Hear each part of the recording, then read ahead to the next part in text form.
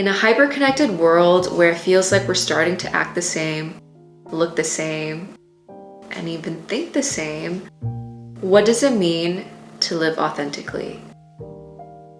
Even after all these years talking about intentional living and the importance of having values, I feel like I've slowly, almost invisibly started drifting. So today's video is a reset, a different kind of reset.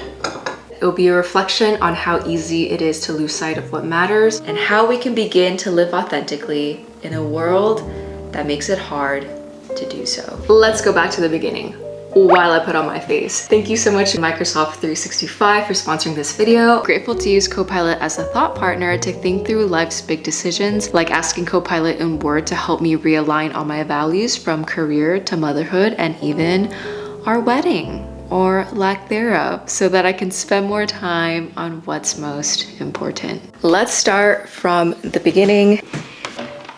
When I got into college, I was studying business, and there's a path you take when you study business, but that path did not spark any joy. Accounting and finance and management consulting just never really spoke to me. What I ended up doing after graduating was I took 6 months off to figure out what I wanted to do. Don't mind the mess. This is going to be my office in the future, but I have had zero time to even think about cleaning it. So I took 6 months off after graduating, and it led me to some very interesting places like New York and eventually starting my YouTube channel. The reason why I started my channel was because at that time I felt like there weren't enough conversations around mental health. I wanted to create content for my younger self to help her feel less alone for thinking differently. During this time, the creator economy did not exist yet. Yes, there were people who were creating content and making money, but it hasn't grown to be as robust as it is today. So in a sense, it was very freeing to tell stories without having to worry as much about performance, like the performance of the video. But as my channel grew,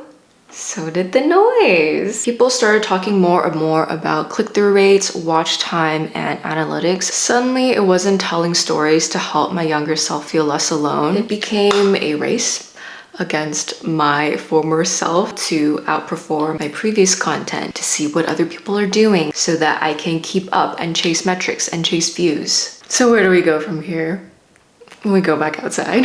So framework from Naval I was reminded of recently is this concept of zero-sum versus positive-sum games. So in zero-sum games, one person's gain is another person's loss. And the total value in the system stays constant, it just gets redistributed. If someone gets a promotion, it means someone's getting demoted. If someone gets a job, it means someone is losing a job. As it pertains to my online career, it also means that if one of my videos do well, someone else's wouldn't, because attention is finite. And if you're watching my video, that means you're not watching someone else's. And this is the trap I fell into. I started watching a lot of videos just to see what other people are doing, what performs well, learning about the algorithm, and creating videos that I think the algorithm and other people will want to watch, rather than creating from...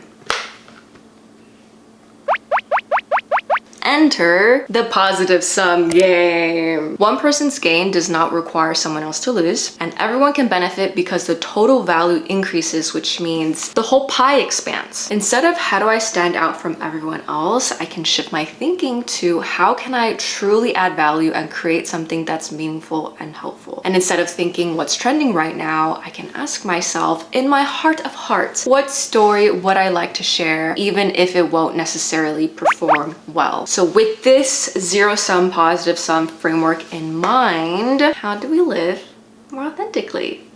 When we're living authentically, we're looking inward, not outward. We're crystal clear on our values, and we're also aware of the fact that it is very possible and very human to drift from our path. So it's important to constantly reflect, reevaluate, and meditate on what they are so that we can be as aligned and in line as possible. I truly believe that we all have gifts within us to share with the world, but to be able to find those gifts and figure out how to share them takes time. It takes a lot of time. So this is where Copilot in Microsoft 365 comes in. Yes, AI. These days, when we think about AI, we either think that it'll do all the thinking for us or that we'll all end up thinking the same way. But I feel like there's an alternative. Using it as a thought partner where we're still the main drivers of the thought and they are the partner in helping us spark new ideas, dig through the World Wide Web, and even help red team ourselves, which I'll get into in a little bit, to help me come back to myself. I'm excited to use Copilot as a thought partner as a reflect on different stages of my life. I'm asking Copilot in Word to help me come up with a list of 10 questions to help me clarify my values. Obviously, you can do this on your own without AI. I've just found that it's not only quicker and more personalized, but sometimes I can ask questions about blind spots that I may not see myself. After taking some time noodling over the answers and getting clear on my values, when we go through big life events, now we have a touchstone to make decisions in life that are not only aligned with our values, but it also keeps us on track. And I'll share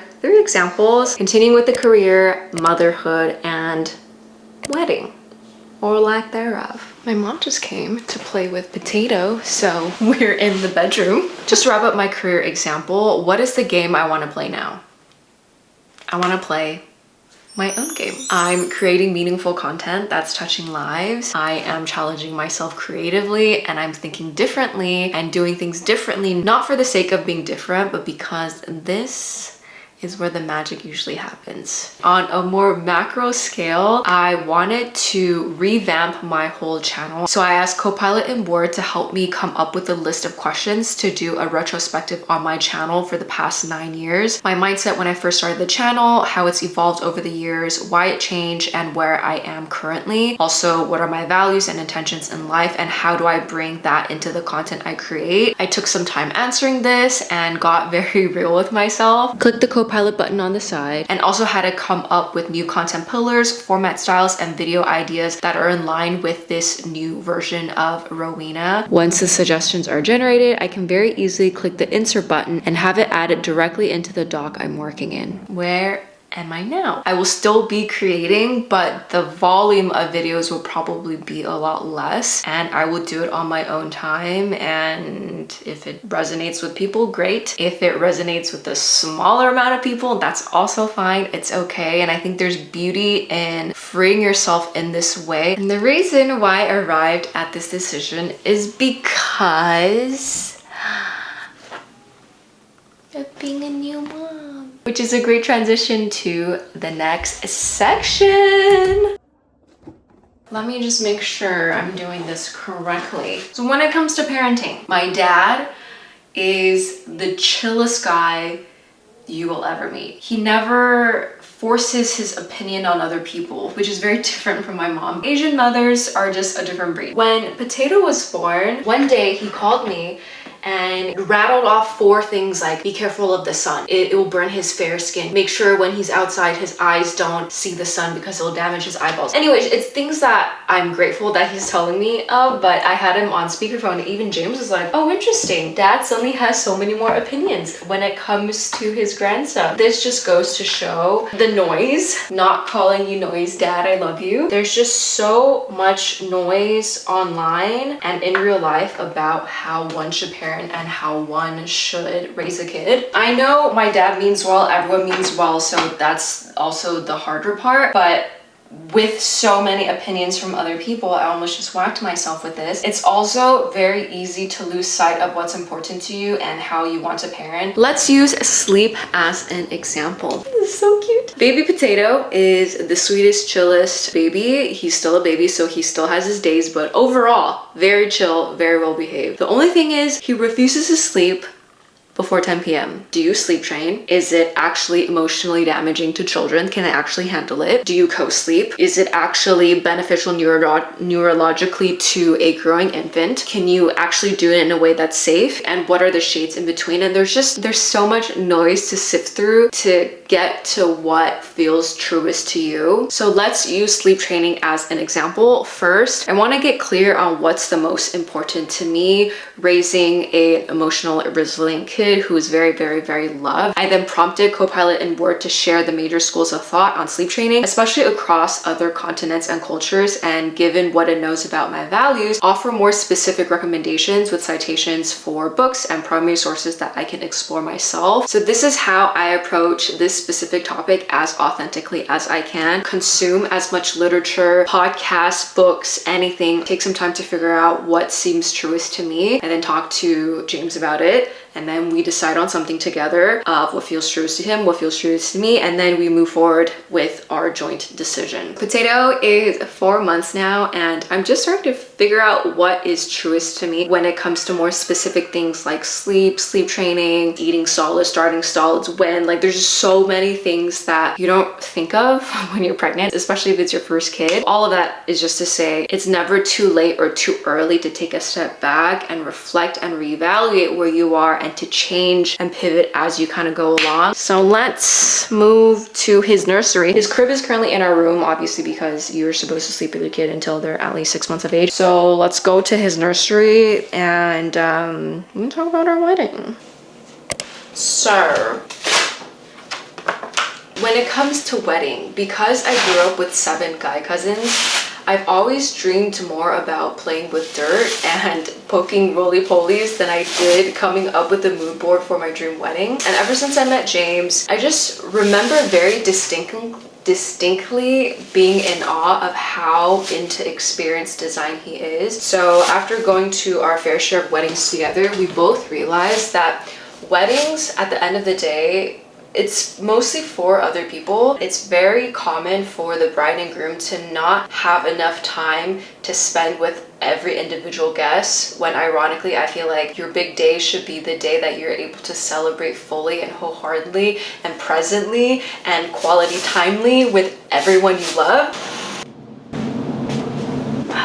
So cute. Instead of planning a traditional wedding, we decided to take the same amount of resources and plan a wellness weekend retreat for our family instead, filled with lots of activities, shared meals, and quality time. This goes without saying that if thinking about your big day has been your thing, that is what is true and authentic to you. And so do that. Be proud of it. Don't be discouraged by people around you. Don't be discouraged by people online. Don't be discouraged by anyone. Just live your truth and be unapologetic about it. I think that is what this whole video really is about. Knowing who you are, knowing what you value, and being unapologetic about living out that path without looking around for approval, for permission, for validation, because everything you need is in here.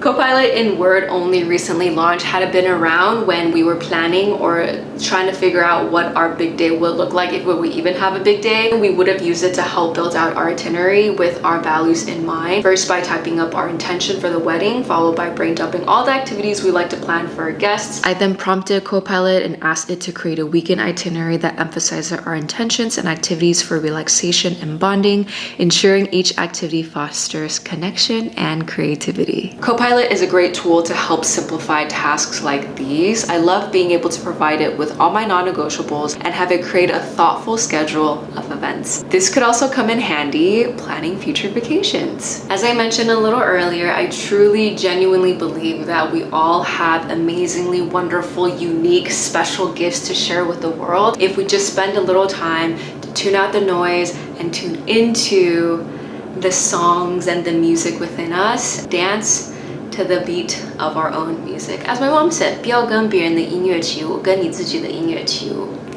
The world will be a better place because of it. Thank you so much again to Microsoft 365 for partnering with me on this video. As a new mom with even less time to spare, it's been so helpful having a thought partner to help me navigate and sift through the noise, from deciding what to do next with my career, even if it means taking a small step back, to figuring out how to tackle this whole parenthood, motherhood thing, ultimately giving me more time to be as present as I can with my baby. You can check out Copilot in Word and try it for yourself in the link in my description. Thank you all so much for being here. So much love for you all. Here's a hug.